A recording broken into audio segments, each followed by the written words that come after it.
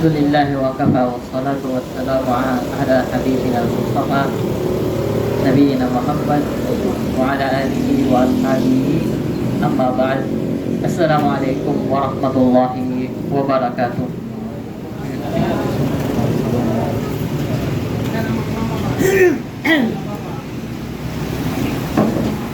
Sa lahat ay purihin natin at ang Allah subhanahu wa ta'ala at ating siyang pasalamatan. Kanyang ibinigay na pagkakataon sa atin na tayo ay magtipon-tipon upang makinig at mangalap ng kaalaman patungkol sa pananampalatayang Islam.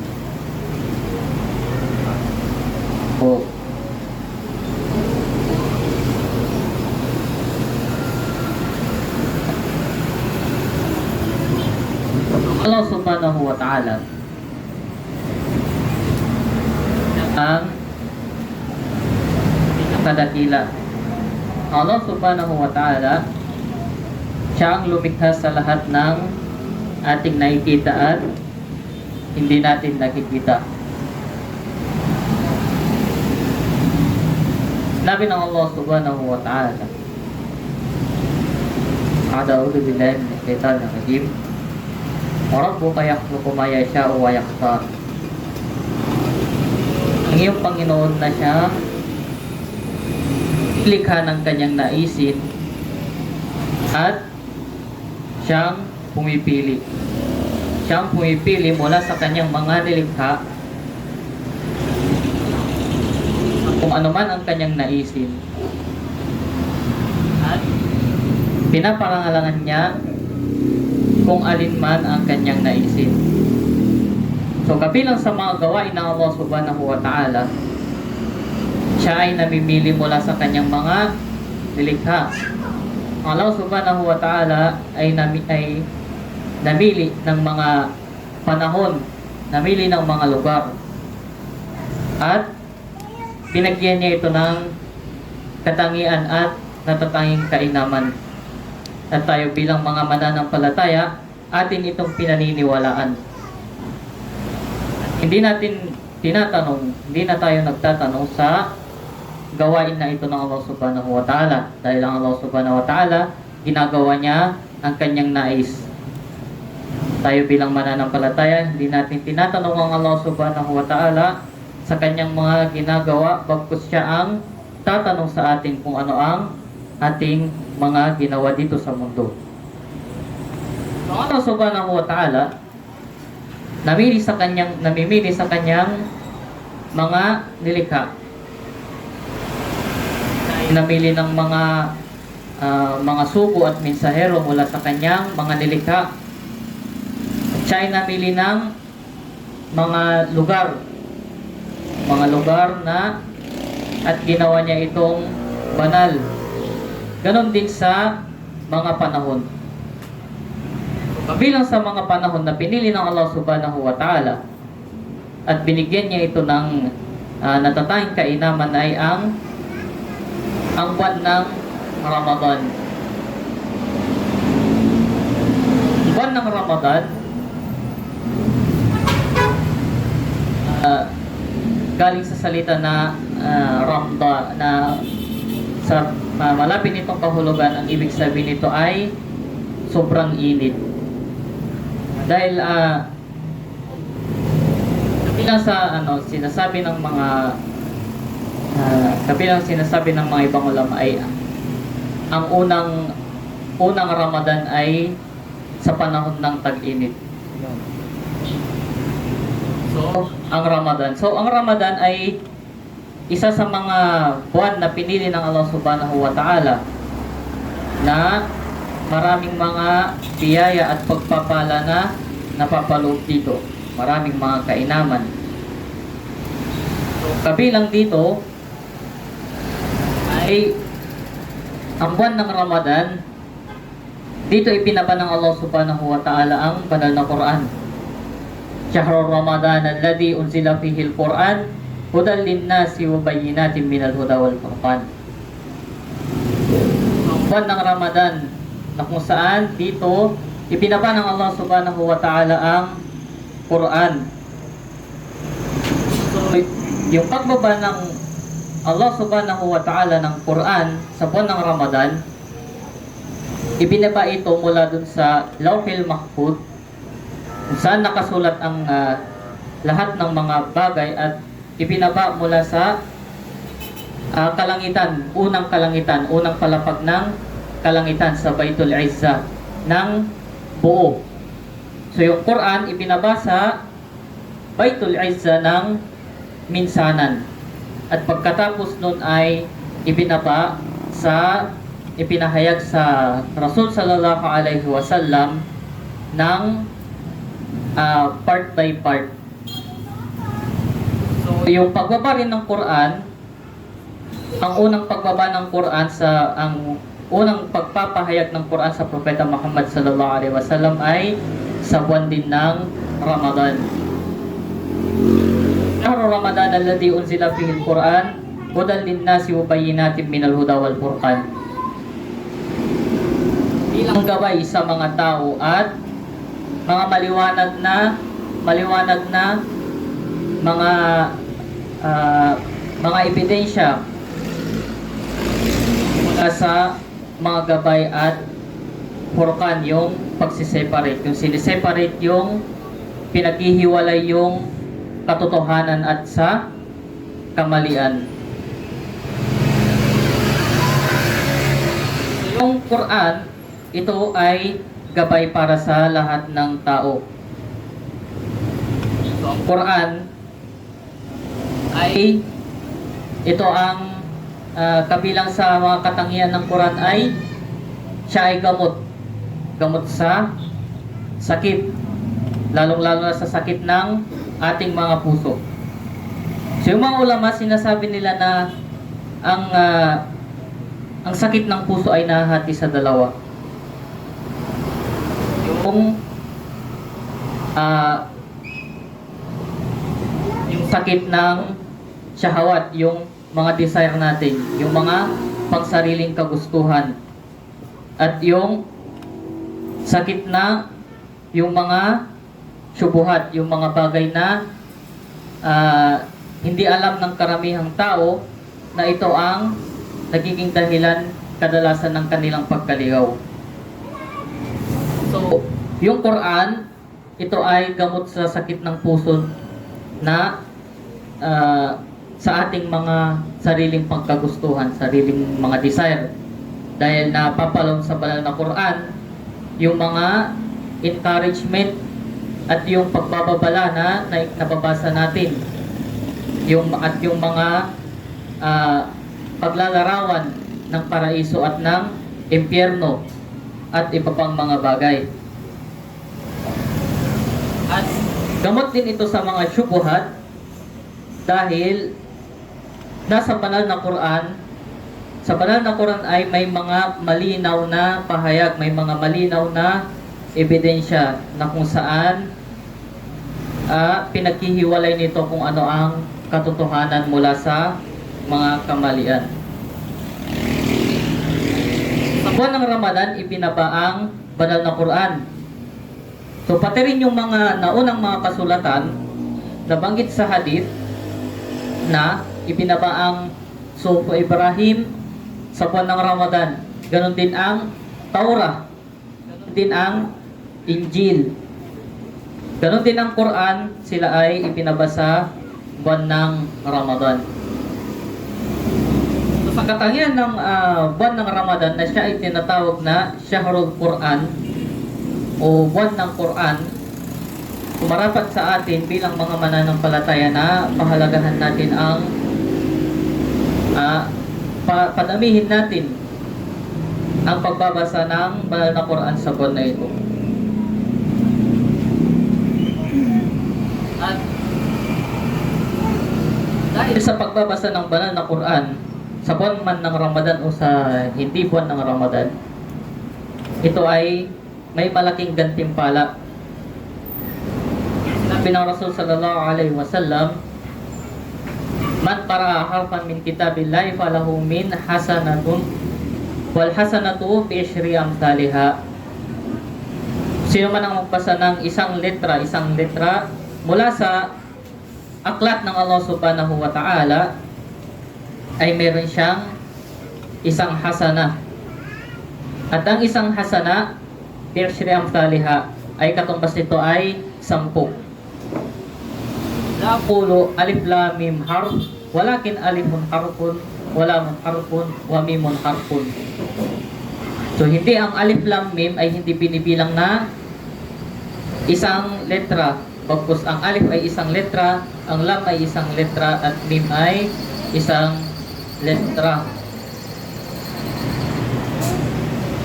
Kung ating titignan, mula pa lang dito sa hadith na nabanggit ng Propeta Muhammad sallallahu alaihi wasallam, ang pagbabasa ng banal na Quran ay meron ng malaking gantimpala. So kung iisipin natin ang Surah Al-Fatiha, ilang aya, ilang letra, ay magkakaroon na tayo ng malaking gantimpala. Napakadali nating bigkasin, napakadali nating i-recite, ngunit ang katumbas nito ay malaking gantimpala.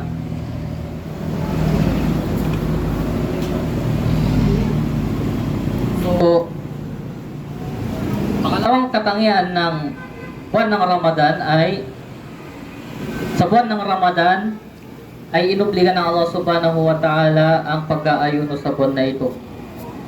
Yung isa sa mga haligi ng Islam, ang siyam, ang pag-aayuno. Sinabi ng Allah Subhanahu wa Ta'ala, ya ayyuhalladhina amanu kutiba alaykumus siyam kama kutiba alal ladina min qablikum la'allakum tattaqun. Sa malapit itong kahulugan, ya ayyuhalladhina amanu, o kayong mga mananampalataya. So tayo, kapag naririnig natin ang aya na binabanggit na ya ayyuhalladhina amanu, marapat sa atin na makinig. Marapat sa atin na i-focus natin yung attention natin. Dahil ang Allah Subhanahu wa Ta'ala ay kinakausap tayong mga mananampalataya. Isang napakagandang panawagan ng Allah Subhanahu wa Ta'ala para sa mga mananampalataya. So ya ayyuhalladhina amanu, o kayong mga mananampalataya, kutiba alaykumus siyam kama kutiba alal ladina min qablikum. Inobliga ng Allah Subhanahu wa Ta'ala, itinalaga ng Allah Subhanahu wa Ta'ala sa inyo ang pag-aayuno, ang siyam, katulad ng pagtatalaga nito sa mga nauna sa inyo, la'allakum tattaqun.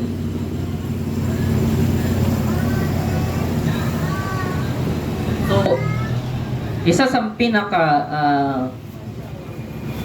mga pinakamalaking kainaman ng pag-aayuno ay sa pamamagitan nito ay nagkakaroon tayo ng takwa.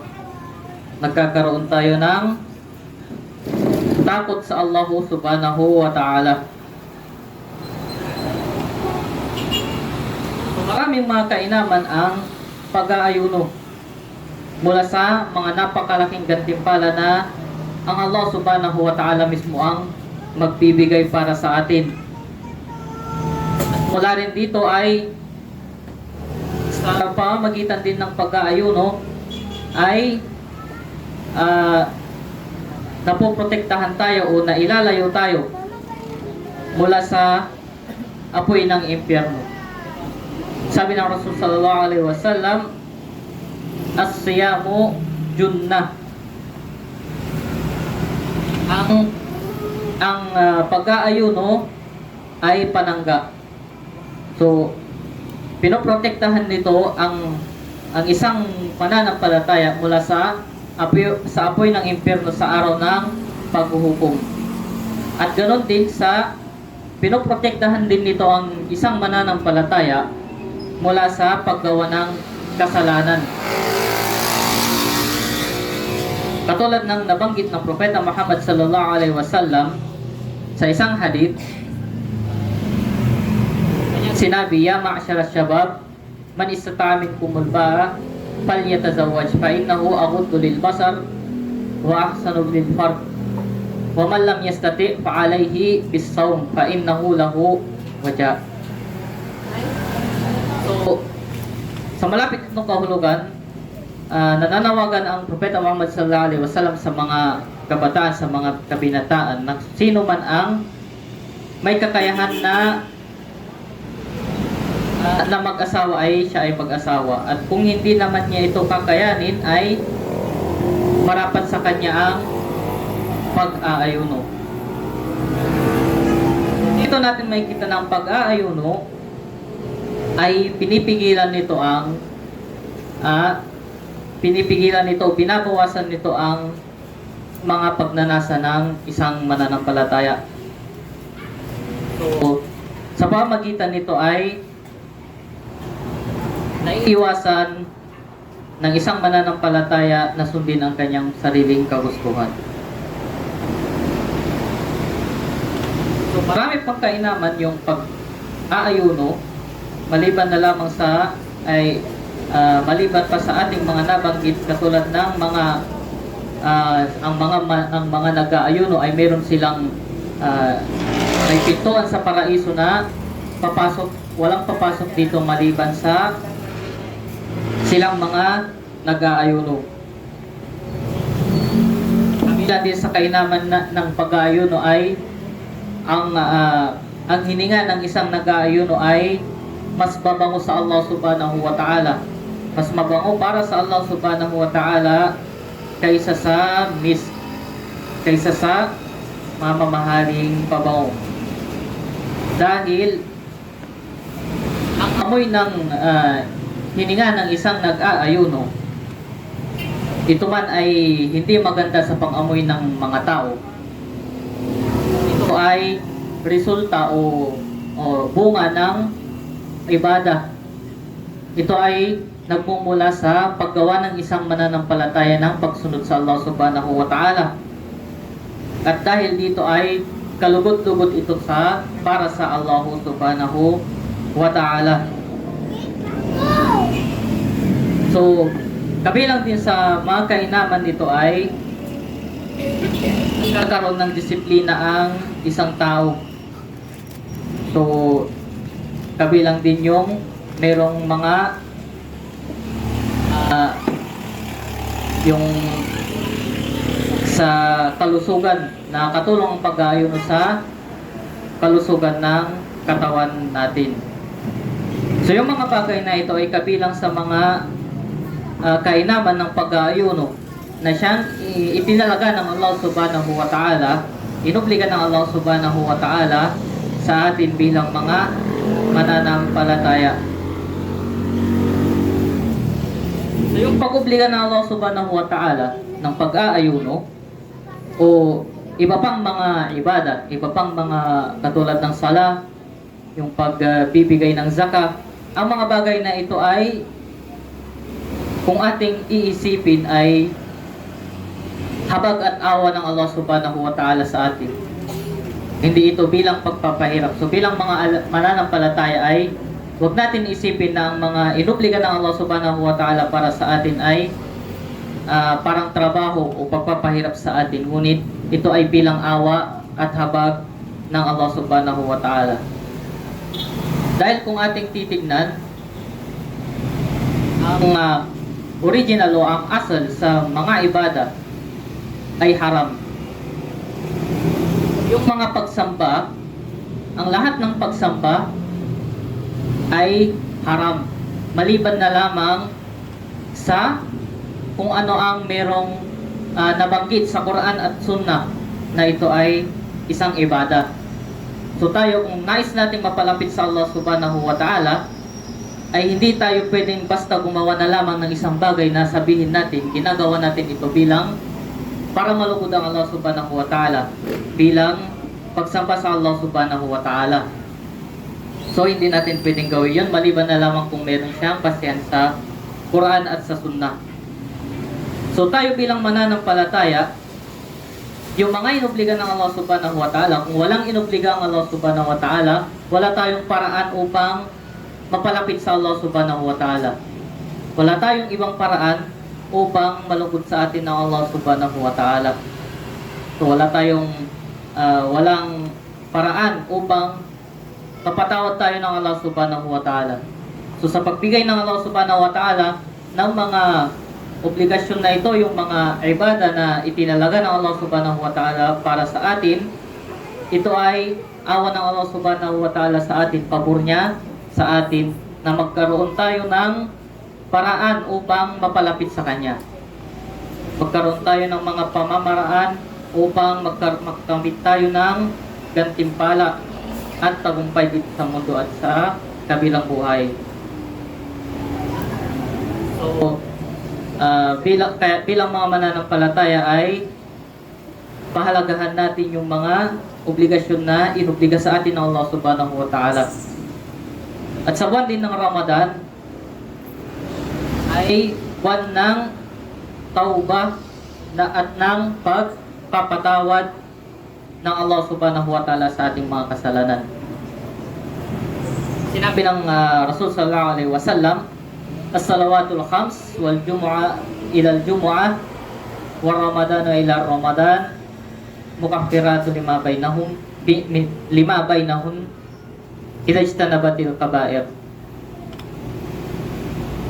Sa malapit nitong kahulugan, ang limang pagdarasal, yung limang obligadong pagdarasal at yung Jumu'ah hanggang sa susunod na Jumu'ah at ang Ramadan hanggang sa susunod na Ramadan ay pagpapatawad sa kung ano man ang nasa pagitan nilang dalawa.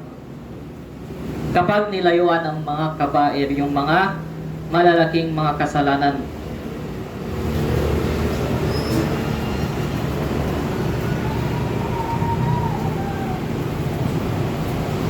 Sinabi rin ng Rasul sallallahu alaihi wasallam, man sama Ramadan imanan wa ihtisaban, ghufira lahu ma taqaddama min dambi.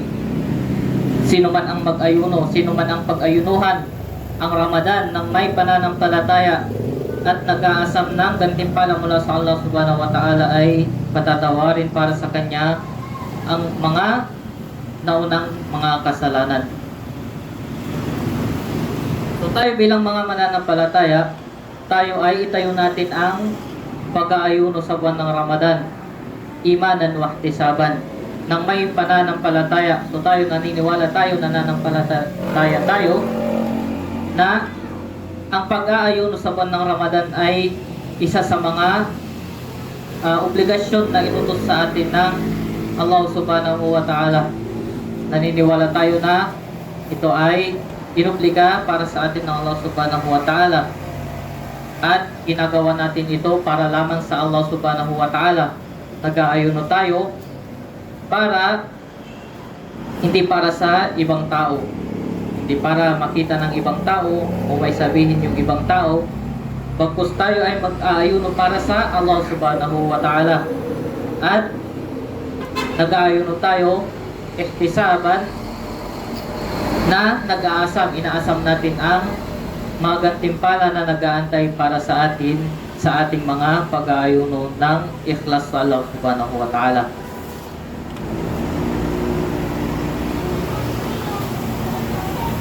So yung Ramadan, sa buwan ng Ramadan, ang Ramadan hanggang sa susunod na Ramadan ay pagpapatawad sa kung ano ang mga kasalanan sa kanilang pagitan. So ang buwan ng Ramadan ay buwan ng pagpapatawad, isang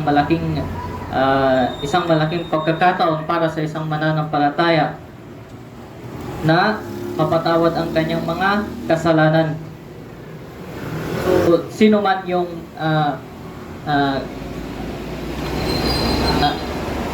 isa sa dua ng Jibril alayhis salam na ng kalugian o kasawian, sa sino mang inabutan ng buwan ng Ramadan na hindi man lang napatawad ang kanyang mga kasalanan.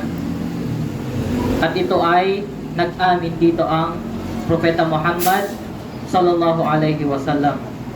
So tayo bilang mga mananampalataya, sikapin natin na pag-ayunuhan ang buwan ng Ramadan ng may pananampalataya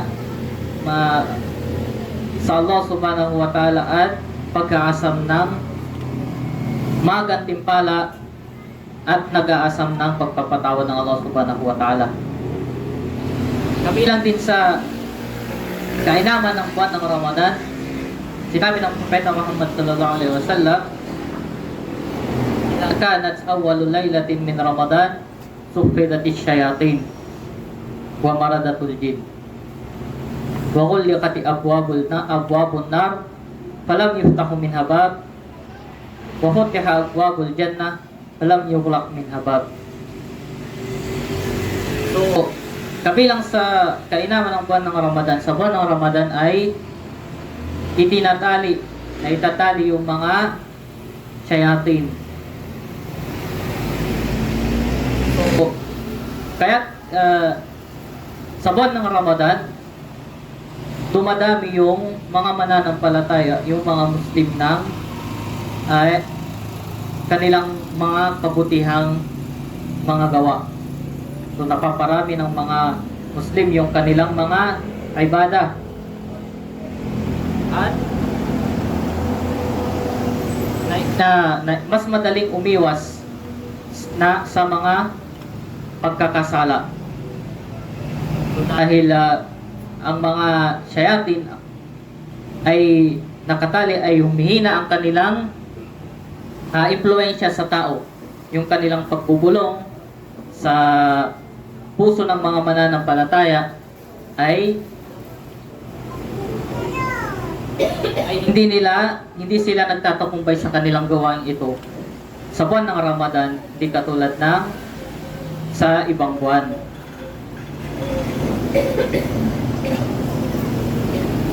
Sabi rin ay humihina yung kanilang impluensya ng pagligaw sa mga tao, yung pagbubulong nila ng paggawa ng mga masama sa mga mananampalataya, dahil ang mga mananampalataya ay abala. Sila ay abala sa kanilang pag-aayuno.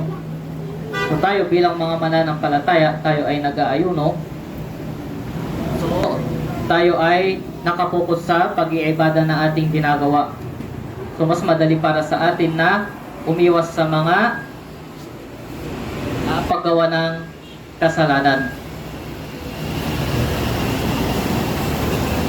So, sa buwan ng Ramadan, ang mga shayatin ay nakakadena o nakatali. At ang buwan ng Ramadan ay Shahrus Sabr, buwan ng pagtitiis. Dahil sa mga ibada na itinalaga o inobliga sa atin ng Allah subhanahu wa ta'ala, ay sa pag-aayuno natin makikita ang higit na makikita ang pagtitiis, yung pagsasabor. Sa sala, katulad na halimbawa ay meron din tayong nagsasabor din tayo. Tinitiis natin na gumising ng Fajr, tinitiis natin yung malamig na tubig. Ngunit mas malaki yung pagtitiis natin kapag tayo ay nag-aayuno. So, mas makikita natin ang pagtitiis ng isang mananampalataya kapag siya ay nag-aayuno. Dahil sa pag-aayuno, hindi lamang natin pinipigilan ng ating sarili mula sa mga ipinagbawal ng Allah subhanahu wa ta'ala, ngunit maging sa mga ipinahihintulot katulad ng pagkain at mga inumin ay pinipigilan natin ang ating mga sarili. So, sa buwan ng Ramadan, dito nakikita ang pagiging matiisin ng isang mananampalataya. At ang pagiging matiisin, sinabi ng Allah subhanahu wa ta'ala, "Innama yuwaffas sabiruna ajrahum bighayri hisab." Mga silang mga matiisin ay gagawaran ng Allah subhanahu wa ta'ala ng gantimpala na hindi masukat o hindi mabilang. So tayo bilang mga mananampalataya, tayo ay tinuturuan ng pagtitiis. At isang magandang balita para sa atin na sa ating pagtitiis ay merong malaking gantimpala ang Allah subhanahu wa ta'ala para sa atin na hindi natin kailanman masusukat. buwan din ng Ramadan, sa ating pag-aayuno sa buwan ng Ramadan, ay itong isang nagiging dahilan upang tanggapin ng Allah subhanahu wa ta'ala ang ating mga dua, ang ating mga panalangin. Sinabi ng Rasul sallallahu alaihi wasallam, "Thalathatun la turaddu da'watuhum as-sa'imu hatta yuftir wal imamul adil wa da'watul mazlum." So tatlo yung tatlong dua, tatlong mga klase ng tao, uri ng tao na hindi katanggap-tanggap para sa Allah subhanahu wa ta'ala ang kanilang mga dua. Una dito ay ang nag-aayuno hanggang siya ay mag-break ng fasting, at yung ang imam na makatarungan, at yung pangatlo ay yung dua ng siyang dinaya, yung maglum, dinaya o inapi. Yung punto dito ay ang dua ng isang nag-aayuno ay katanggap-tanggap para sa Allah subhanahu wa ta'ala. So sa buwan ng Ramadan, araw-araw tayong nag-aayuno. So isang malaking pagkakataon sa atin na hingin sa Allah subhanahu wa ta'ala kung ano man ang ating mga pangangailangan, kung ano man ang ating mga nais hilingin sa Allah subhanahu wa ta'ala, at inshallah ito ay tatanggapin sa atin na Allah subhanahu wa ta'ala. Sinabi, "Idha sa'alaka ibadi anni fa inni qarib ujibu da'watat da'i idha da'an." At kung ikaw ay tinanong ng aking alipin, ng aking mga alipin, ay katotohanan na po ay malapit. Tinutugunan ko ang dua ng siyang nagdudua kapag siya ay nagdudua. Ang buwan ng sa buwan ng Ramadan, sa ating pag-aayuno sa buwan ng Ramadan ay isang malaking pagkakataon para sa atin upang hilingin sa Allah subhanahu wa ta'ala ang ating mga pangangailangan, ang ating mga nais hilingin sa Kanya. At dahil ang dua ng isang nag-aayuno ay katanggap-tanggap sa Allah subhanahu wa ta'ala hanggang siya ay mag-break ng kanyang fasting.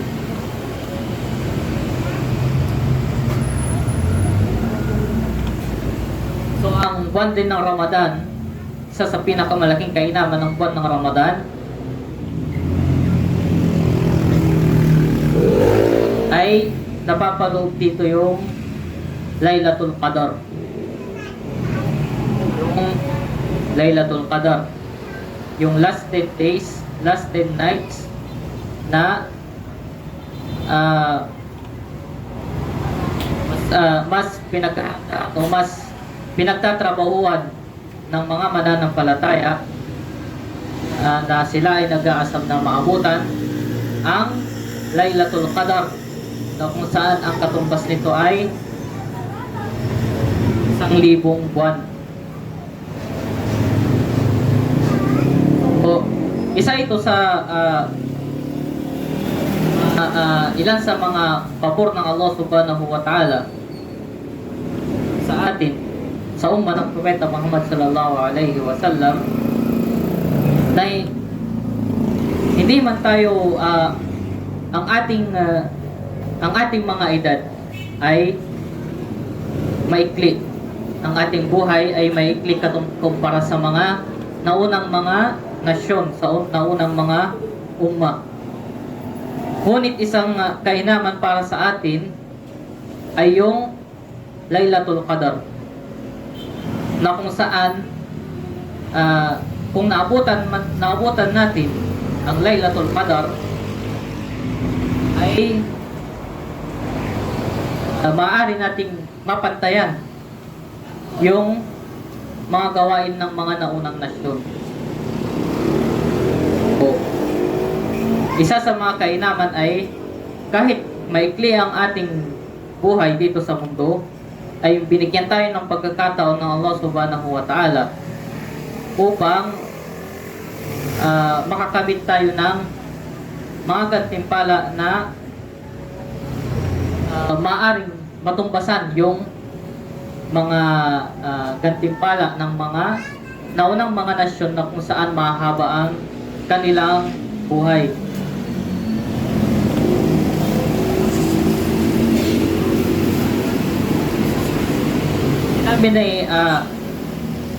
Sinabi ng Rasul sallallahu alaihi wasallam,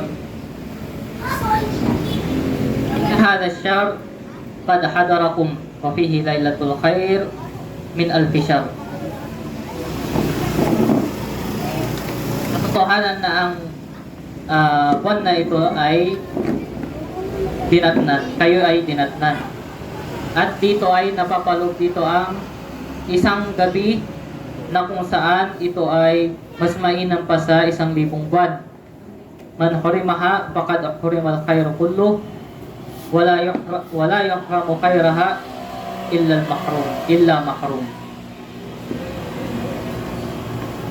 At sino man ang hindi naabutan o napagkaitan ng pagkakataong ito ay katotohanan na nawala sa kanya ang lahat ng kabutihan.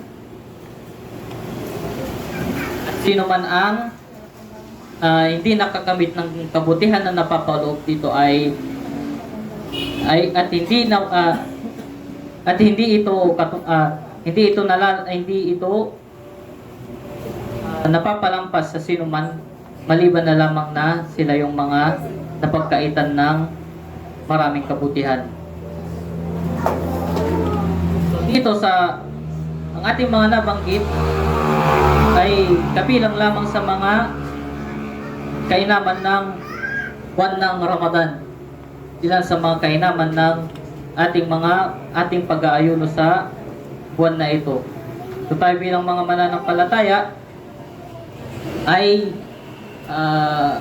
marapat sa atin na alamin ang mga bagay na ito, dahil kapag ating nalaman ang kainaman ng isang bagay ay pahalagahan natin ang bagay na ito. So tayo bilang mananampalataya ay pahalagahan natin ang buwan ng Ramadan na darating at ang mga obligasyon na marapat nating itayo sa buwan na ito. Katulad ng mga lalong-lalo na ang ating pag-aayuno. Inshallah, yung mga nabanggit natin ay may sa puso natin at may sa buhay. Naway gawin ng Allah subhanahu wa ta'ala na kapagkipakinabang para sa atin ng ating mga napakinggan dito sa buhay natin dito sa mundo at sa kabilang buhay. So inshallah hanggang dito na lang. Bismillah, alhamdulillahi rabbil alamin. Assalatu wassalamu atimman akmalani ala khairi khalqillahi ajma'in. Nabiyina Muhammadin wa ala alihi wa sahbihi man sara ala nahjihi wa iqtafa bi athari ila yaumiddin. Assalamualaikum warahmatullahi wabarakatuh. Alhamdulillah, sa ating pagtalakay sa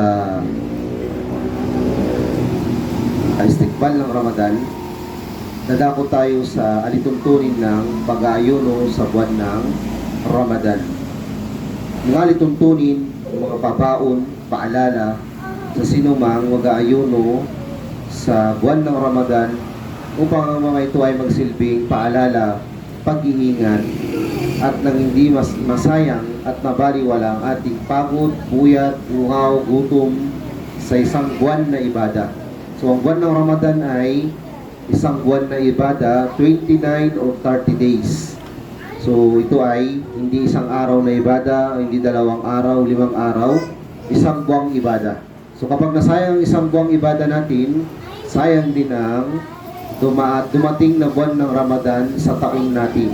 Dahil hindi naman na mauulit sa taon na to ang buwan ng Ramadan para ituwid ang mga pagkakamali at punan ng nararapat ang mga pagkukulang.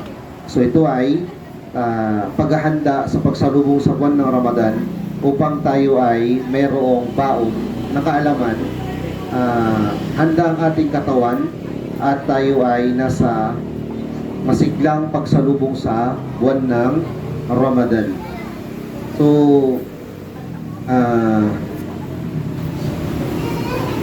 bab fi hujubi sawmi Ramadan wa waqtihi. Pag-ayuno sa buwan ng Ramadan ay isa sa mga haligi ng Islam at kabilang sa mga itinalagang tuntunin na inubliga ng Allah subhanahu wa ta'ala sa kamusliman, at ito ay tinatawag na ma'lum min ad-din bid-darurah. Ibig sabihin nito ay hindi kailanman may kakaila ng isang Muslim na matagal ng Muslim sa tamang pag-iisip na ang pag-ayuno sa buwan ng Ramadan ay itinalaga ng Allah sa mga mananampalatayang Muslim. So hindi pwedeng darating ang isang Muslim sasabihin niya na walang itinalagang pag-ayuno ang Allah subhanahu wa ta'ala sa kamusliman. Ito ay alam na ng mga Muslim, mapabata, mapamatanda, alam nilang may pag-ayuno sa buwan ng Ramadan, bagamat ang ilan sa kanila ay hindi buo at hindi kumpleto ang kaalamang napapaloob sa kanila patungkol dito, pero ang kabuuan ay alam nila na may obligadong pag-ayuno sa buwan ng Ramadan. Sabihin, hindi na natin may tatanggi ito. At ito ay binanggit ng Allah subhanahu wa ta'ala sa banal na Quran na sinabi na, ya ayyuhalladhina amanu kutiba alaykumus siyam kama kutiba alal ladina min qablikum. O kayong mga mananampalataya ay inobliga sa inyo o itinalaga ang pag-ayuno sa buwan ng Ramadan katulad ng pag-obliga at pagtalaga sa mga nauna sa inyo. Ang Propeta Muhammad sallallahu alaihi wasallam, sinabi niya na buniyal Islam ala khams wa dhakara minha sawm Ramadan. Sabi ng Propeta Muhammad sallallahu alaihi wasallam, itinayo ang Islam sa 5 haligi at binanggit sa kabilang sa mga haligi dito ang pag-ayuno sa buwan ng Ramadan. Wa ajma al-muslimuna ala wujubihi wa anna man ankarahu kafar. At sa lahat ng mga Muslim na pagkasunduan ang pagiging obligado ng pag-ayuno sa buwan ng Ramadan, at ang sino mang itanggi ito na nasa kanyang sapat na kaalaman at nasa tamang pag-iisip ay magiging kafir. Magiging kafir. Sabihin, pag may isang tao darating, hindi naman inobliga ng Allah yan, tuturuan siya na inobliga ito ng Allah, binanggit sa Quran, binanggit ng Propeta Muhammad, na pagkasunduan ng mga Muslim. Pagkatapos niya malaman, itatanggi niya, lalabas siya sa Islam ng ganong kadahilanan. So ito ay hindi may tatangging iniutos ng Allah subhanahu wa ta'ala sa kanyang mga alipin. Pag-ayon mo sa buwan ng Ramadan, hindi ito pagpapagutom sa ating sarili. Ito ay pagdadalisay sa spiritual na meron tayo at sa pag-uugali na meron tayo. Tandaan na lang natin, pag tayo nag-aayuno, kailangan nagdadasal din tayo. Gumagawa tayo ng mabuti. Hindi sapat yung pag-aayuno na nag-aayuno tayo tapos gumagawa tayo ng kaharaman, gumagawa tayo ng paglabag sa Islam. Ibig sabihin, yung pag-ayuno mo, hindi nakapigil sa iyo na gumawa ka ng masama. Bagkus naging dahilan pa na paggawa ng mabuti. So, pangalawa, ang pag-ayuno, ang tao nag-ayuno, nagre-reflect sa kanya yung magandang pag-ugali. Sabihin, kapag nababakanti ang ating bituka sa mga pagkain sa ilang oras hindi tayo uminom, hindi tayo kumain, ibig sabihin magiging dahilan ito para tayo ay maging mas makalmado at hindi maging magalitin. Mas magandang pag-ugali at hindi yung barumbado at pangit ang ipinapakita. Sa ganung bagay, mapapatutuo natin ang layunin kung bakit inubliga sa atin ng Allah subhanahu wa ta'ala ang pag-aayuno. Dahil kapag tayo ay nag-aayuno, ang mga ugat na pinagdadaanan ng syaitan sa ating mga katawan ay sumisikip. Ibig sabihin ng syaitan ay dumadaloy sa ating mga ugat gaya ng pagdaloy ng dugo, at sa buwan ng Ramadan ito ay magiging magiging dipit, at ang syaitan ay hindi manggugulo o mag-utos sa atin ng anumang mga hindi kinalulugod ng Allah subhanahu wa ta'ala. So ngayon ang tanong dito ay, kailan ba tayo o ano ba ang mga palatandaan sa pagpasok ng buwan ng Ramadan? Ano ang ilan sa mga palatandaan sa pagpasok ng buwan ng Ramadan? Sabihin, paano natin malalaman na pumasok ng buwan ng Ramadan? O paano natin masasabi sa sarili natin na magpapasting na tayo bukas? O paano tayo mag-utos sa iba na simulan ng pag-ayuno sa bukas o kaya magtatarawih tayo ngayong gabi? Kasi ganoon na pag nakita ang buwan, halimbawa ngayon nag-moon sighting, nakita ang buwan, At tayo ay magtatarawi naman ngayong gabi. Bukas magkapastingan tayo. Mag-intention na tayo ngayong gabi. At bukas ay magsasahur na tayo. Magsasahur na tayo. Ano-ano ang ilan sa mga palatandaan nito? So ang mga ulama ay meron silang binanggit na 3 kaparaanan para malaman at matiyak kung pumasok na ang buwan ng Ramadan. Unang-una, ru'yatul hilal. Unang-una ay kailangan makita natin ang bagong buwan. Bagong buwan. Ito ay lumalabas o lumilitaw kapag lumubog na ang araw ilang sandali. Pagkatapos nito ay lalabas ang bagong yung buwan na maliit na letter C. So ito ay saglit lang ito, hindi ito magtatagal. So makikita ito, minsan makikita sa pamamagitan ng mata, kadalasan ay sa pamamagitan ng mga bagong aparatos para makita ang ganon kalayo. Ang dalil patungkol dito ay sinabi ng Allah subhanahu wa ta'ala, "Faman shahida minkum ash-shahra falyasum." At sino man ang makasaksi sa inyo ng bagong buwan, mag-ayuno. Falyasum. At ang utos dito ay agad-agad. Hindi ibig sabihin na patagalin pa o kailan pa, mag-ayuno ka. Nakita mo ngayon, mag-ayuno ka. Propeta Muhammad sallallahu alaihi wasallam, sinabi niya, "Sumu liru'yatihi." Kayo ay mag-ayuno kung inyo itong makita. Ang tinutukoy dito yung buwan. So pag nakita natin o nakita ng mga kinikilalang mga pangkat at grupo sa lugar na kinabibilangan natin, magpapasting tayo kinabukasan. Halimbawa dito, meron tayong sa Pilipinas, meron tayong Darul Ifta na siya yung nagdidesisyon sa ganitong malaking kaganapang ibada sa buong Pilipinas. So dito ay nag-aantay tayo ng tugon ng mga ulama natin patungkol sa ganitong usapin. Pangalawa, syahadatu ala ru'ya aw ikhbar anha. Pangalawa ay pagsaksi ng mapagkakatiwalaang tao na nakita nila ang buwan ng hilal, yung hilal na tinatawag. So ito ay kinakailangan mapagkakatiwalaang tao nasa wastong gulang. Nasa wastong gulang. So ang ano dito ay pagpasok ng buwan ng Ramadan ay minsan may mga taong nakakasaksi ng pagpasok nito. At yung sinabi nga ni Ibn Umar, "Taraan nasul hilal, fa-akhbartu Rasulullah sallallahu alaihi wasallam anni ra'aytuhu fasama wa amara an-nas bisiyamihi." Sabi ni Ibn Umar, ang mga tao ay hinahanap nila, ibig sabihin nagsumikap silang hanapin ang hilal, at ito ay nakita ko, sabi ni Ibn Umar. At sinabi kong Propeta Muhammad sallallahu alaihi wasallam, maaaring nasa ibang lugar siya, wala sa Makkah o wala sa Madina, o nakita niya sa kung nasang lugar siya, at sinabi niya sa Propeta Muhammad sallallahu alaihi wasallam na nakita niya, at na ang Propeta Muhammad sallallahu alaihi wasallam ay naniwala sa kanyang ipinamalita, at nag-ayuno ang Propeta Muhammad at ipinag-utos ang pag-aayuno.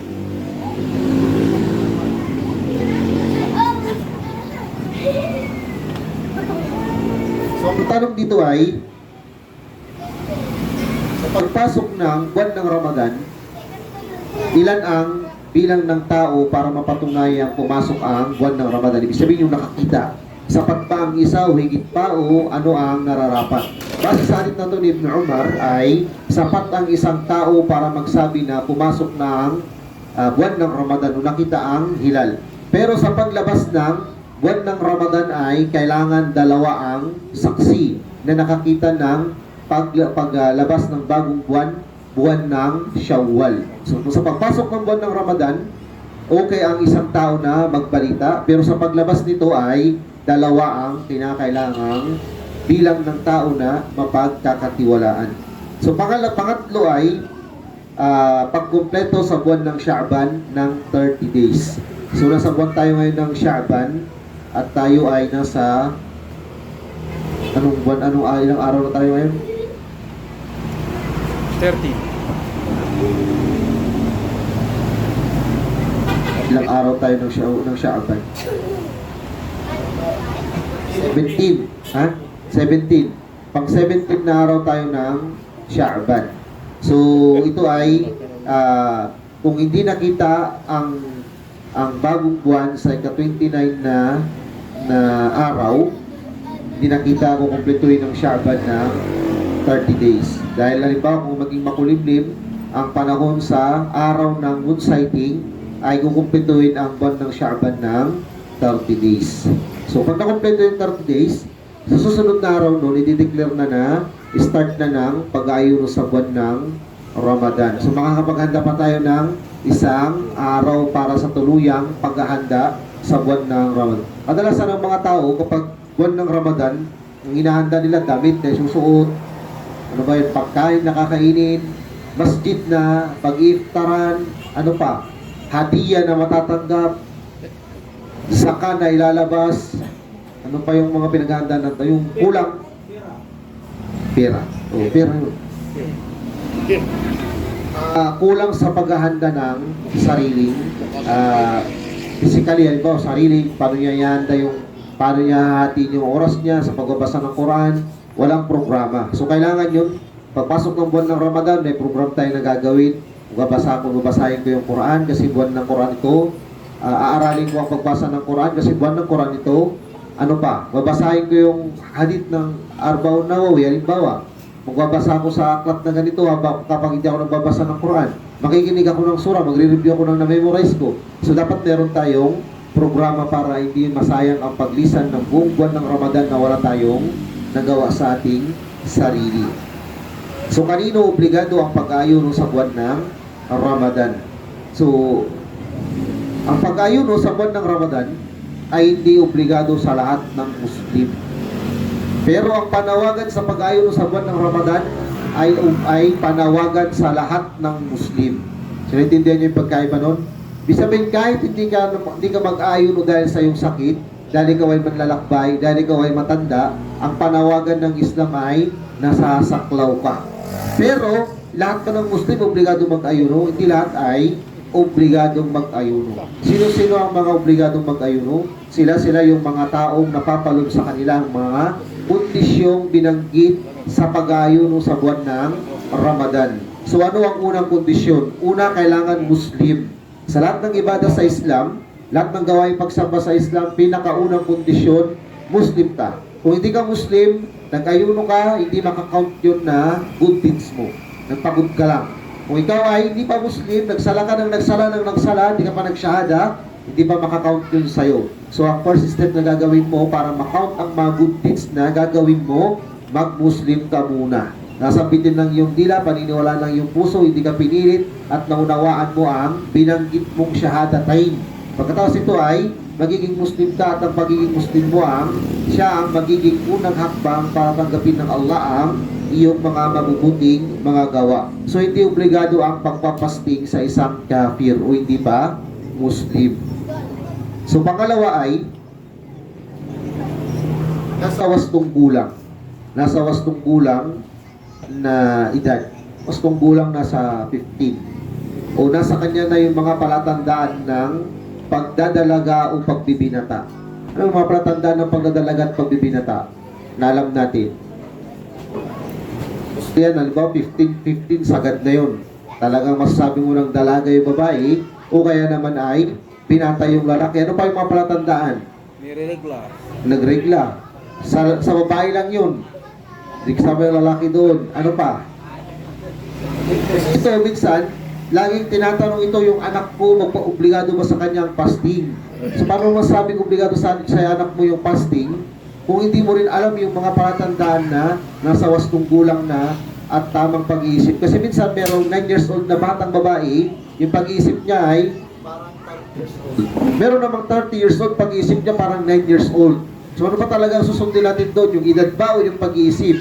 So dapat malaman natin yung mga kadahilanan para maging obligado ang isang gawaing ibada. Sabihin, pag naobliga sa kanya ang isang gawaing ibada, pag pinabayaan niya ito nang hindi niya sinakatuparan, may kasalanan siya sa bagay na yun. Halimbawa, sala. Obligado na sa kanyang sala, hindi siya nagsasala, may kasalanan na siyang matatanggap patungkol doon. Pero kung hindi pa obligado sa kanyang sala, hindi siya nagsala, wala siya matatanggap na parusa sa pagliban niya sa sala. At ang pagsala niya, sa murang edad na yun, na hindi pa siya nasa wastong kulang, ay makakount sa kanyang good deeds. So ito ay, dapat na maintindihan natin kung paano inaayos ng Islam ang mga kondisyon sa mga gawaing ibada. Pangatlo, kailangan ay nasa wastong pag-iisip. Nasa wastong pag-iisip. So, paano nasa wastong pag-iisip? Alam niya yung tama at mali. Alam niya na yung apoy mainit, yung ice malamig. Alam niya na pag bumagsak yung katawan niya sa simento, masakit. Alam niya pag binuhat niya yung mabigat, mabigat. Yun ang ibig sabihin nun ay nasa tamang pag-iisip. Pero kapag binigyan mo ng pera, ay ibibili niya lahat ng bawang yung 500, problema yun. So pag-manipula ng sarili niya ay hindi niya naiintindihan. Bakit mahalaga yung nasa wastong pag-iisip? Kasi ang pagpapasting para kang umiiwas-iwas. Iwas kang kumain, iwas kang magsalita ng di maganda, iwas kang uminom. So paano malalaman ng taong wala sa tamang pag-iisip yun? Naiwasan niya yan, gagawin niya to, tatandaan niya yan, kakalimutan niya yun. Hindi niya magagawa yun kapag wala siya sa tamang pag-iisip. So, kabilang sa kondisyon ay mukim. Ibig sabihin ng mukim ay hindi siya traveler. Hindi siya traveler. Kasi ang traveler ay may choice siyang nag-fasting at may choice siya na hindi mag-fasting. So, kapag mukim, ibig sabihin na dito siya sa isang lugar, magpapasting siya. Magpapasting siya sa time na naobliga ang pag-aayuno. So, kabilang pa sa kondisyon na binanggit ay kakayahan. Kakayahan sa kalusugan, kakayahan sa sarili. Kaya niya bang mag-fasting o hindi niya kayang mag-fasting? May sakit siya na iniinda o kaya naman ay may sakit siya na panandali ang nilulunasan. At naitaon ang buwan ng Ramadan at hindi siya makapag-ayuno dahil naglulunas siya sa mga panahon na yun. Ano ang gagawin niya? O kaya naman kaya niyang mag-fasting pero may iba siyang iniisip na maaring mapiligro kapag siya ay nag-fasting. Halimbawa, yung babaeng nagpapa-breastfeed. So, kaya niya mag-fasting pero baka mapiligro yung baby niya. O kaya naman yung buntis na lalo na yung nasa unang 3 buwan ng kanyang pagbubuntis. Kaya niya mag-fasting pero baka mapiligro yung baby niya. So, hindi siya mag-fasting kasi wala sa kanya yung kondisyon ng kakayahang mag-fasting. So, ito ay kinukonsider ng batas ng Islam para sa ganitong uri ng ibada. So, ang pag-uutos sa pag-aayuno, o sa pag-obliga ng pag-aayuno, lahat nasasaklaw nito. Manlalakbay ka, hindi ka manlalakbay, may sakit ka, wala kang sakit, malinis ka o hindi ka padalisay, tulad ng mga makatapos manganak o kaya naman nasa kalagayan ng buwan ng dalaw o yung taong nahimatay o ano pa man, lahat ng uri ng Muslim, lahat ng pangkat ng Muslim ay sila ang kausap ng Allah sa pag-uutos ng pag-aayuno. Pero pagdating sa pag-implement ng pag-obliga ng pag-aayuno, hindi lahat ay kasama dito sa inobliga ng Allah subhanahu wa ta'ala. So ang malinaw ang pag-aayuno ay hindi obligado sa lahat ng Muslim pangkalahatan, pero obligado sa mga pasok ang kondisyon sa kanila. Pero silang lahat ay kausap o ipinarating ng lahat sa lahat ng Muslim ang pag-aayuno sa buwan ng Ramadan.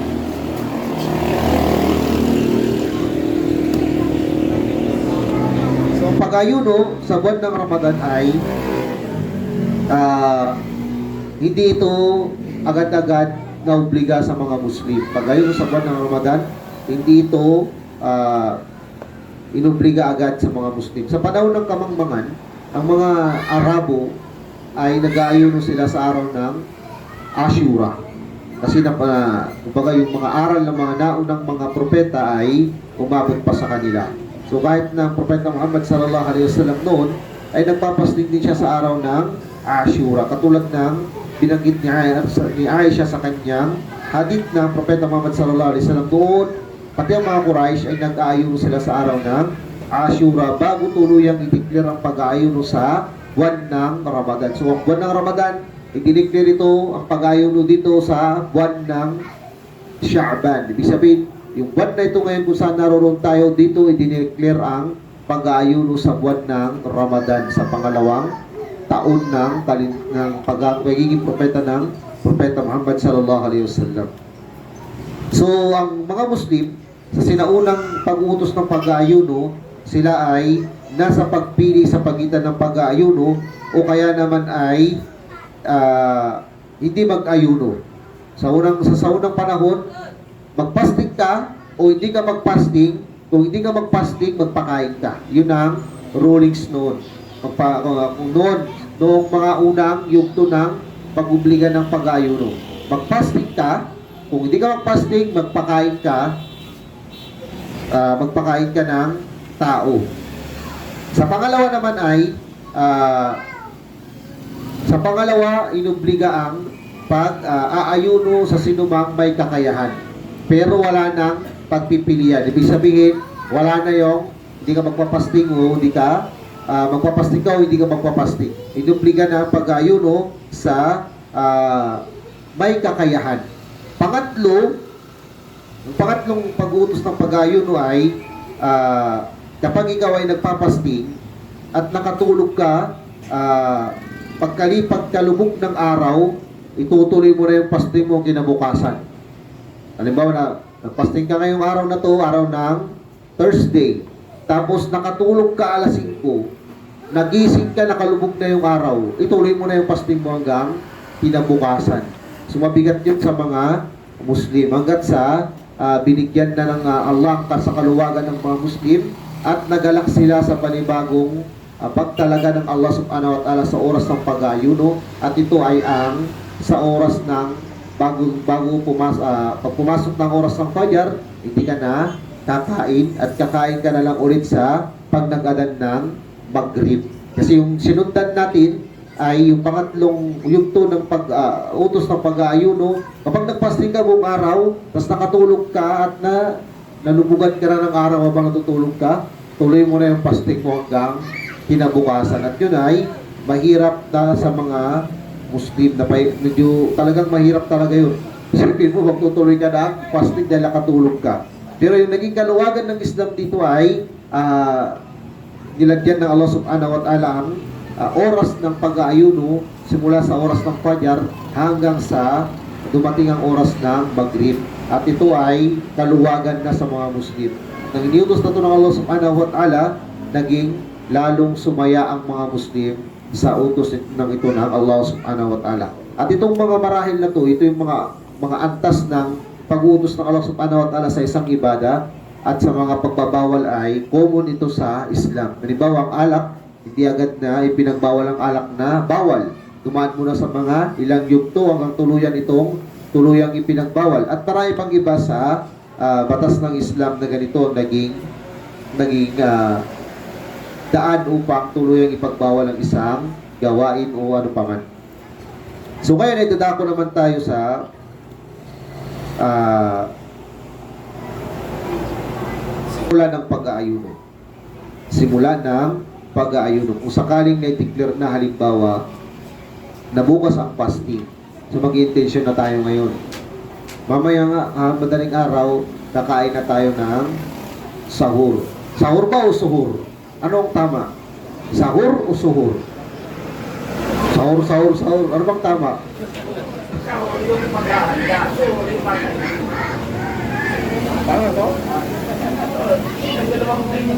Ano bang tama? Sahur o suhur? Kakain tayo ng sahur o naiinom tayo ng suhur? Ano bang tama? Sahur o suhur? Ano ang tama? Sahur o suhur? Ano bang tama? May magkaibang kawilan. Kaya wala din na discussion. Sahur. Sahur. Sahur tama. Ang suhur tama. Yung kaiba ang paliwanag. Paano magtatama yung suhur at saka sahur? Magkaiba nga ang paliwanag. Pero parehas ang term ginagamit. Nilungil ka din kami. Ang naano ko dito, papakita ko sa inyo. Nakalive pa naman tayo. Sige, huwag kang magagalit.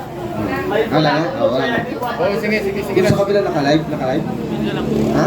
Video lang. Video lang. Ang sahur, ito ay pagkain. Pagkain yung sahur. Sabihin yung kinakain natin sa sahur, yun. Yung suhur, ito yung oras. Oras ng pagkain. Ha? Di ba? Pag sahur, pagkain. Suhur, oras na pagkain. Ibig sabihin, pag kumakain na tayo bago magpadyar, nandun yung sahur sa kasuhur. Kumakain tayo ng sahur sa oras ng suhur. Di ba? Ganon. Parehas yun. Ay ba yun? Di parehas. Oo. Sahur, pagkain. Ano, Lino? Suhur, time. Yun na nga ang sinabi ko eh. Ibig sabihin na parang, halimbawa yung pagkain ng lunch. Parehas yan. Ano ba yun? Paano ba yung paliwanag? Yun yung ano kasi, ganito yung ganito yung term sa Arabic para hindi parehas. Kaya di ba?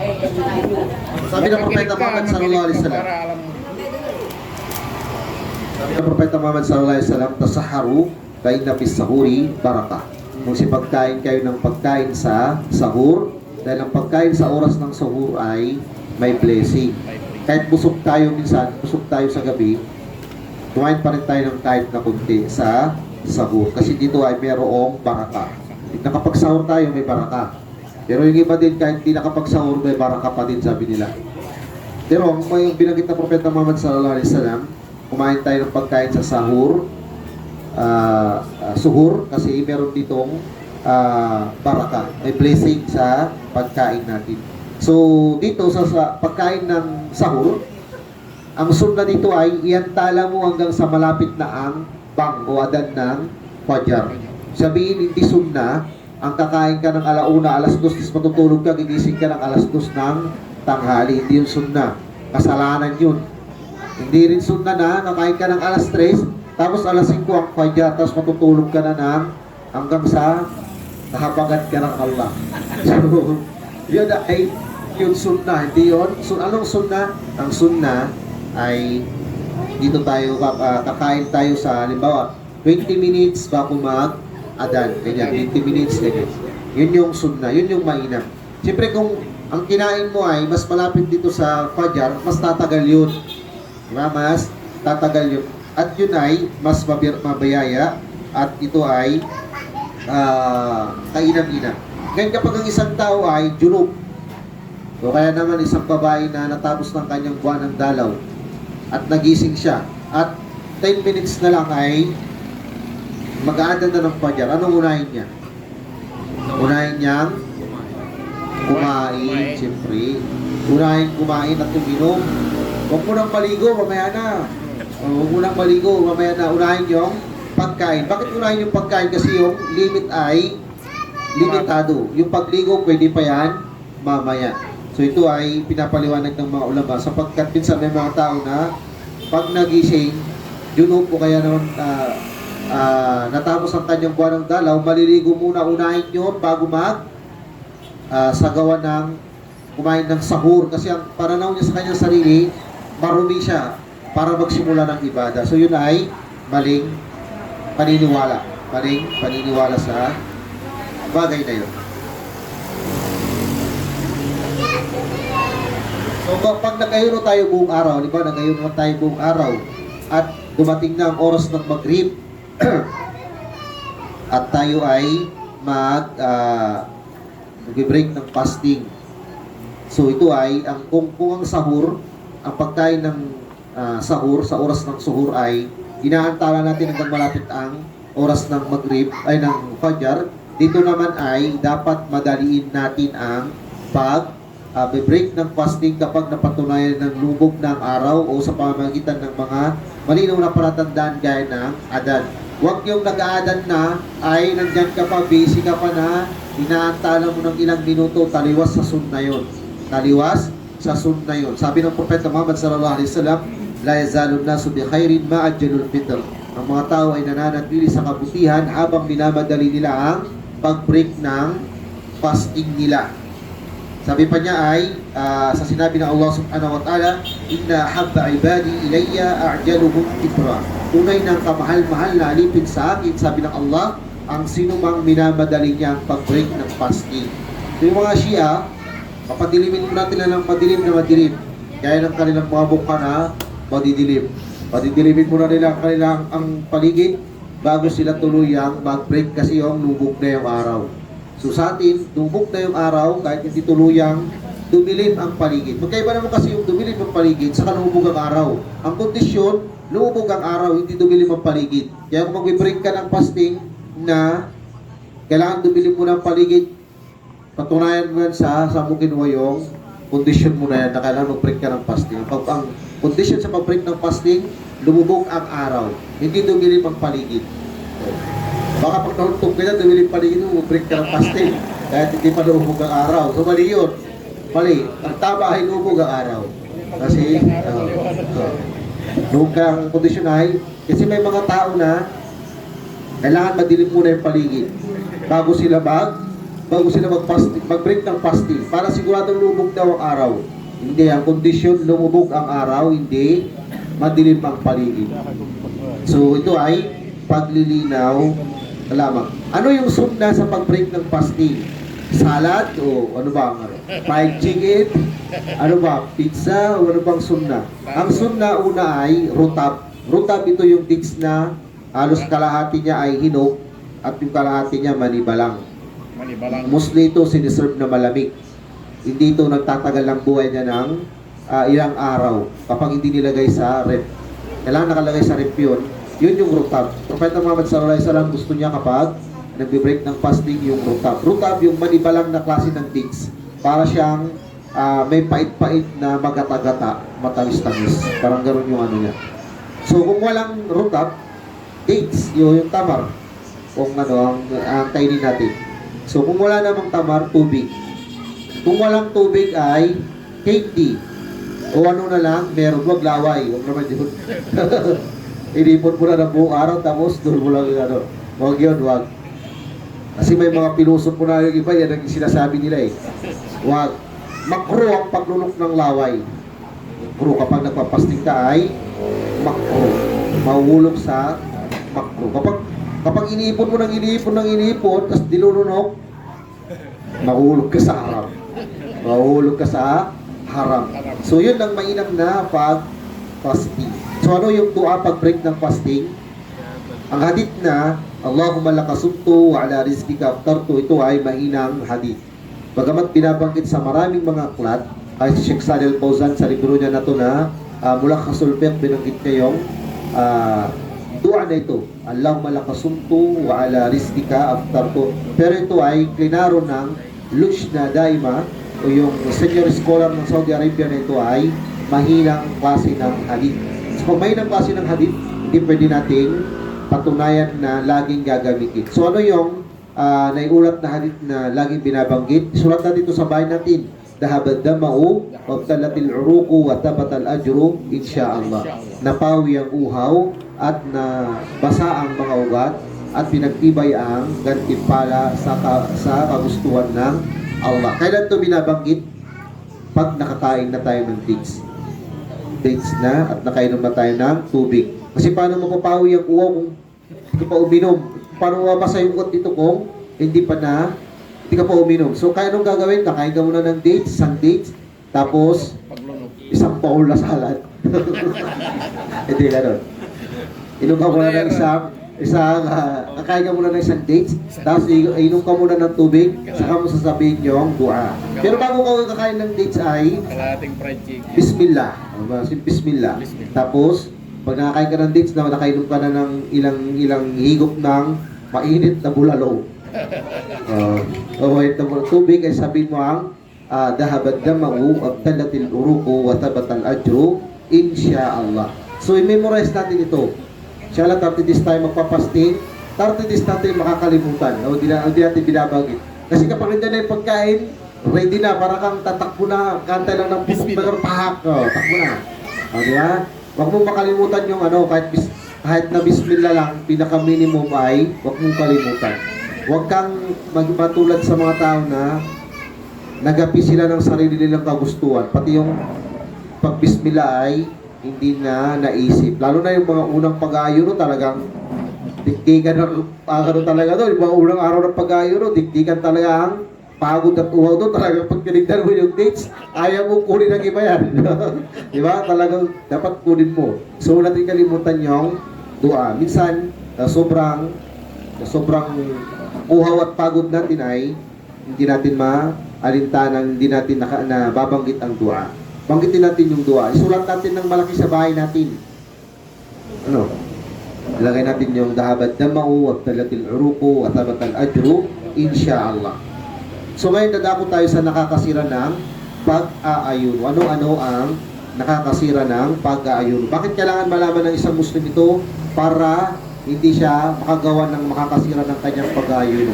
Kasi ang problema natin, isa sa mga problema nating mga Muslim, kung natapos na yung Ramadan, saka tayo magsasabi ng ginawa nating paul ng buwan ng Ramadan. Paano may tutuwid yun? Hindi, tapos na yung buwan ng Ramadan. Tapos paulit-ulit mong ginawa sa buong buwan ng Ramadan. Paano mo paano mo masusolusyonan yun?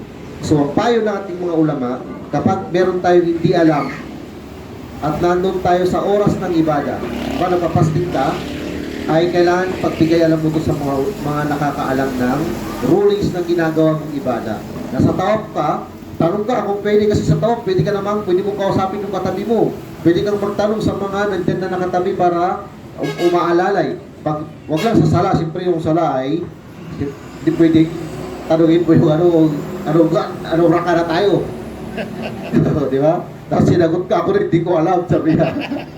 Ayun. Pero sa pagpapasting, halimbawa nagpapasting tayo, may nagawa tayong hindi sakop ng ating nalalaman, kailangan ay tanungin natin yung nakakaalam para hindi nauulit at nasisira ang pag-aayuno natin. Wala tayong napala sa buwan ng Ramadan liban sa pagod, uhaw at gutom.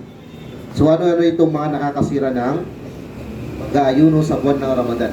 Pinakamalala, pinakauna, pinakadapat tandaan, pinakadapat iwasan, pagtatalik sa araw ng Ramadan.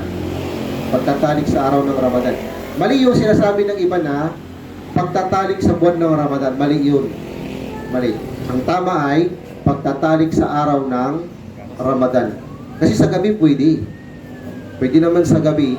Huwag lang sa araw yung nagpapasting. So, kailan hindi pwede? Kapag nagpapasting, hindi pwede. Bakit sinabing pinakaunang kailangan tandaan? Kasi talagang minsan nakakalimutan natin. Oh.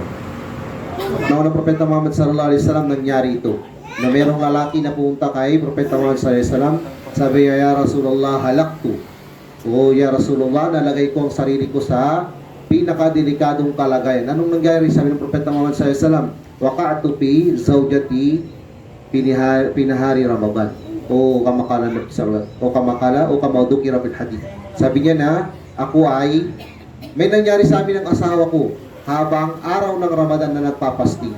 So sabi ng Propeta Muhammad sallallahu alaihi wasallam, meron ka bang alipin na kayang palayain? Sabi niya, wala, mahirap lang talaga ako. Kaya mo bang magpasting ng 2 buwan ng walang patid? Sabi niya, hindi ko nga nakayanan yung isang araw 2 buwan pa kaya ko, sabi niya. Hindi ko kaya yun, ya Rasulullah, sabi niya. Sabi niya, meron ka bang mapapakain na ng mga mahihirap? 60 na mahihirap ng mga tao. Wala rin, ya Rasulullah. Mahirap lang din ako. Sabi niya, dyan ka muna hanggat sa merong dumating na nagrarasyon ng dates at binigyan pa siya ng dates. Kasi mahirap na tao. Mahirap na tao sa panahon ng Propeta Muhammad sallallahu alaihi wasallam. So ito yung kafara. Ibig sabihin ng kafara, paglilinis sa kasalanan na gawa. Kasalanan ba na makipagtalik ang lalaki sa kanyang asawa? Oo, pag sa araw ng Ramadan. Sa gabi, hindi. Sa araw ay restricted yun. Bawal. Ibig sabihin, pagbabawal ito, bawal talaga. Ibig sabihin, yung asawa mo ay magiging haram sa'yo panandalian. Gaya ng pagkain, haram din sa'yo panandalian. Mga pagkain na kinakain mo sa araw ng Ramadan, haram.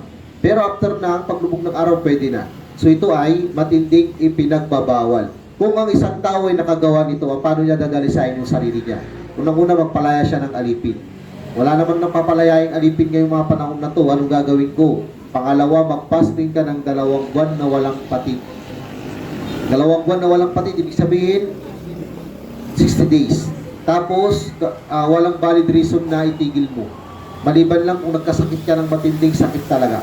Pero kung merong outing, merong pakain doon, magsabar ka kasi talagang parte yan ng pagsasabar mo. Ikaw lang naman. So, di ba? Yung mga ganun na ano. So, kung wala siyang wala siyang, hindi niya kaya mag-fasting ng 60 days, magpapakain siya ng 60 katao. So ngayon, pwede ba akong mag-jump sa huli habang wala namang una? Hindi. Kailangan ay sunod-sunod ang titignan. So hindi, wala naman tayong papalayang alipin, sigurado magpapasting ka ng 2 buwan. Pangalawa ay paglabas ng similya. Sa kahit anong kaparaanan lumabas, lalo na kung gising at nasa tamang pag-iisip. Halimbawa, humalik, hinalikan niya, niyakap niya na mayroong kasamang pagnanasa. So yung pinag-aralan natin dito ay mga possible reason na ma-break ang fasting natin. Humalik ka, halik na pag may pagnanasa, iwasan mo yun kasi may pag lumabas na liquid, ang lumalabas sa pribadong parte ng katawan ng babae at lalaki ay ilang klase. Una, ihi. Alam naman natin kung anong ihi. Anong ibig sabihin ng ihi? Pangalawa ay madi. Ang madi, ito yung lumalabas kasi nagbuhat ka ng mabigat. Diba, nagbuhat ka ng mas mabigat sa'yo, may lumabas na liquid. Ito ay rakit. Ibig sabihin ng rakit, ito ay manipis na hindi siya makapal at hindi siya malapot. Lumabas, bakit lumabas? Kasi ito ay nagbuhat ka ng mabigat. Pangalawa ay yung madi. Ay wadi yung una, madi yung pangalawa. Madi, ito yung lumalabas ito kapag may pagnanasa. May nakita kang sports car na rin, dumaan. Dahil sa pagnanasa mo doon ay may lumabas na liquid at yun yung madi. Yung madi. So yung madi, ito yung mas makapal kaysa sa wadi, pero mas malapot din doon sa una. Ang rason niya ay may dumaan na sports car na pinagnanasahan mo. Huwag nyo lang yan ay live. Ha? No, yun. Yun yung ano. So, itong dalawa na to, pangatlo yung ihi ay najis. Yung madi, at yung ihi, lahat to ay najis. Ibig sabihin, kailangan linisan at hindi pwedeng ipangsala ang napatakan. Yung pang-apat ay yung mani. Mani, ito yung similya. Ano ba yung tawag? May tawag pa silang iba dun eh.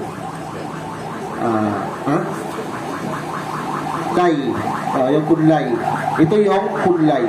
So, ang mani, ang karakteristik niya, sa binanggit nating wadi at madi, ang mani ay mas malapot. At ito ay yatadampak. Ibig sabihin, may force kapag lumabas.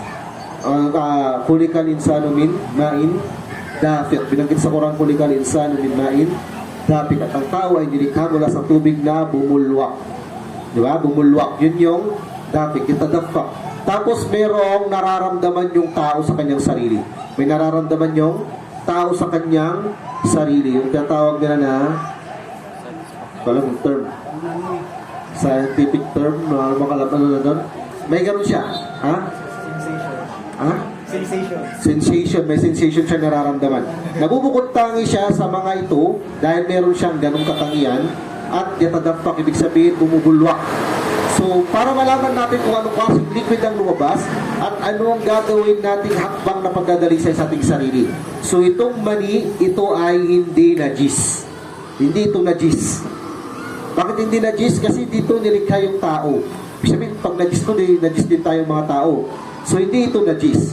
Pero kailangan mong maligo pag lumabas ito. Hindi gaya ng tatlo na sapat na nalilisan o magsagawa ng wudu kung ikaw ay maggagawa ng gawaing ibada. Pero ito, kailangan mo nang maligo.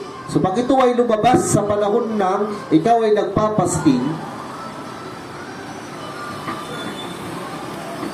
kapag ito ay lumabas sa panahon na ikaw ay nagpapasting, hindi ko sinasabing sa gabi kasi pwede lumabas sa gabi.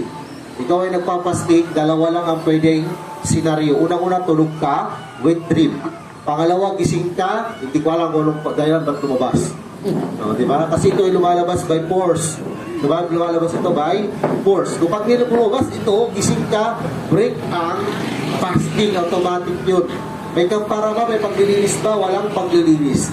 Ano gagawin mo? Kaga. Ibig sabihin ng kaga, babayaran mo yung araw na nasira sa'yo dahil lumabas ang online. Maliwanag? Maliwanag po yung ano? Kung meron kayong ika-clarify ay mamaya na lang, no? So yun ay kailangan.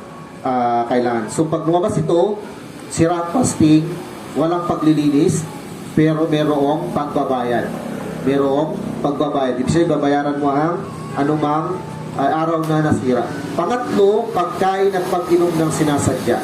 Pagkain at pag-inom ng sinasadya ay nakakasira ng pag-ayon. Pero paano pag ikaw ay nakakain na at nakainom ng nakalimot, ituloy mo yung fasting. Inna Allah at amahu wasaka.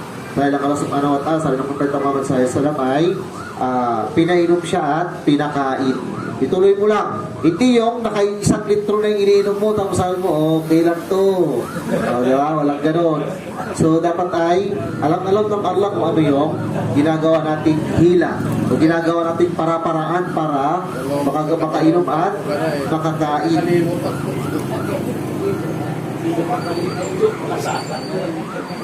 Nakatatlong litro. So, pang-apat ay ikhrajud dam. Ibig sabihin, ikhrajud dam, paglabas ng dugo.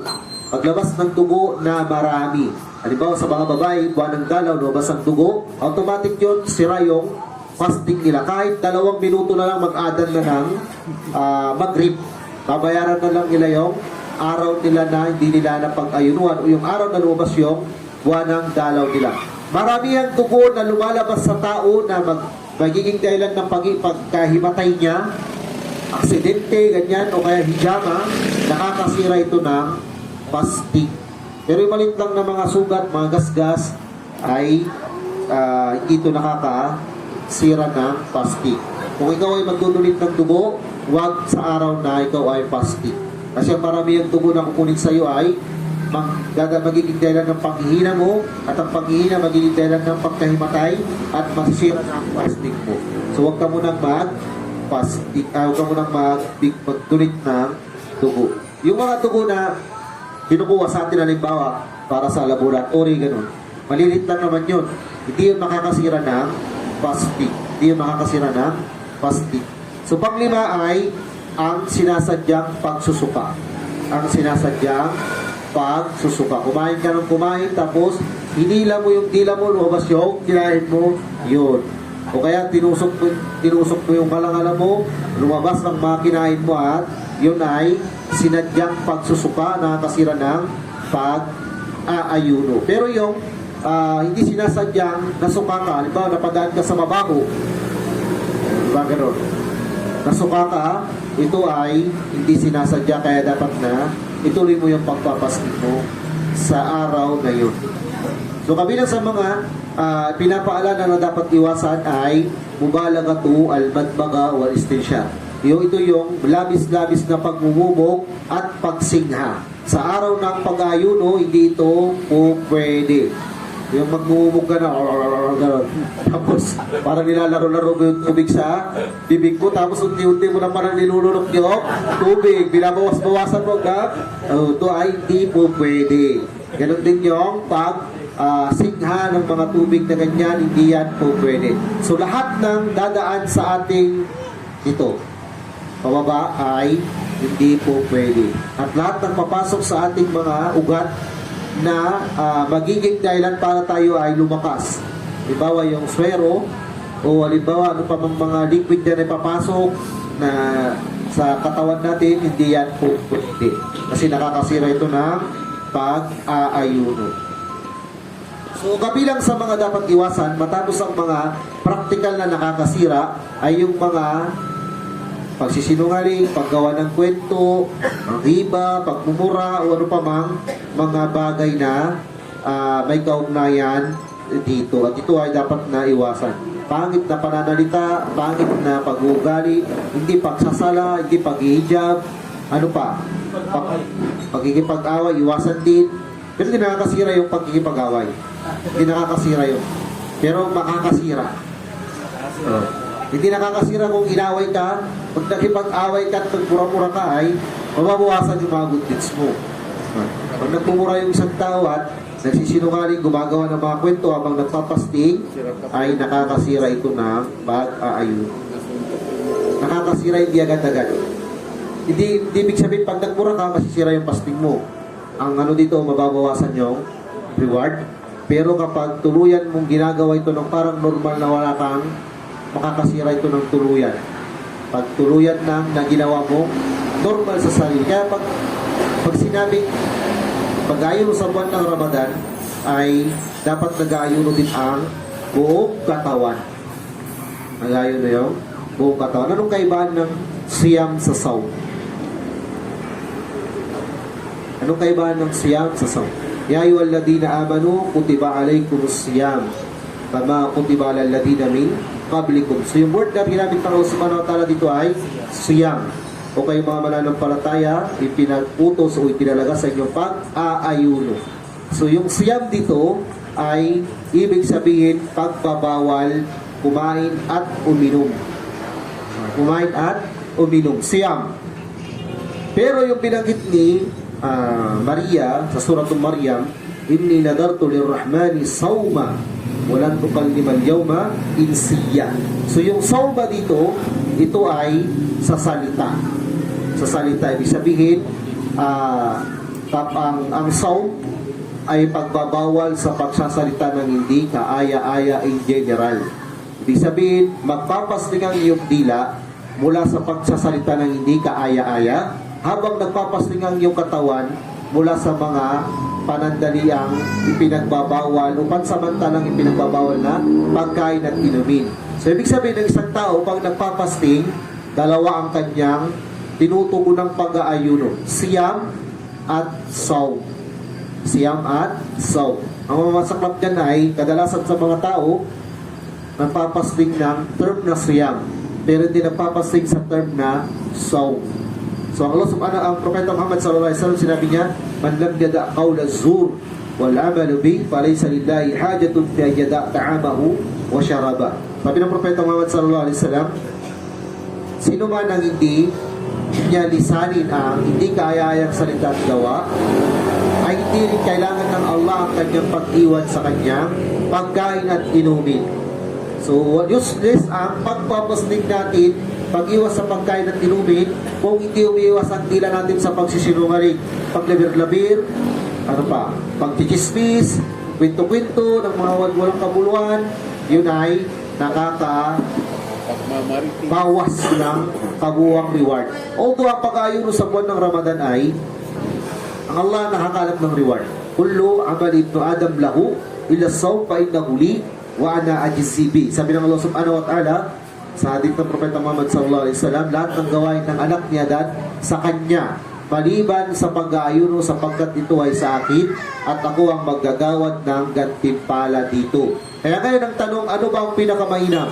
Sawm o sala? Sawm o sala? Anong pinakamainam? Sawm o sala? Pinakamainam? Parehas. Pinakamainam. Sawm o sala? Bakit sala?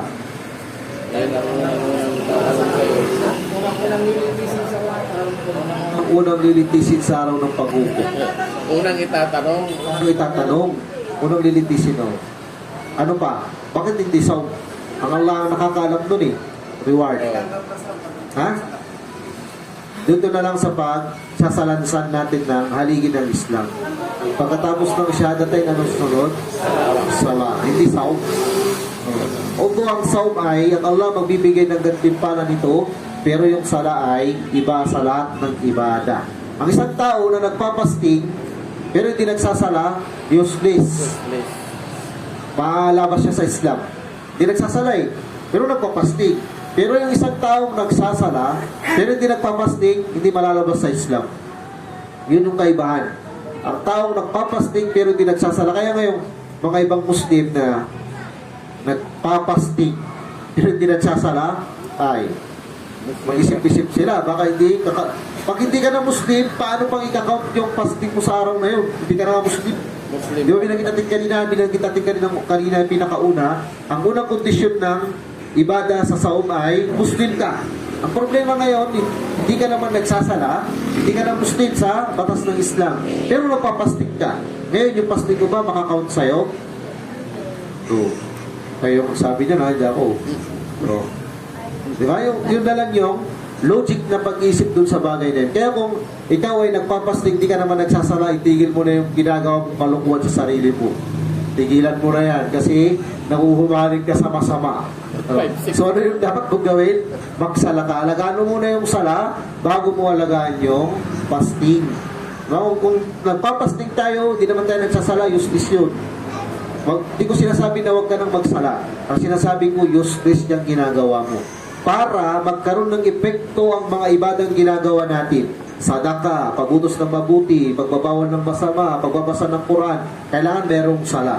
Yung sala, yung magpupush at magbibigay ng kabuluhan sa ginagawa natin. Kung walang magpupush, walang magano, wala yan, bagsak lahat.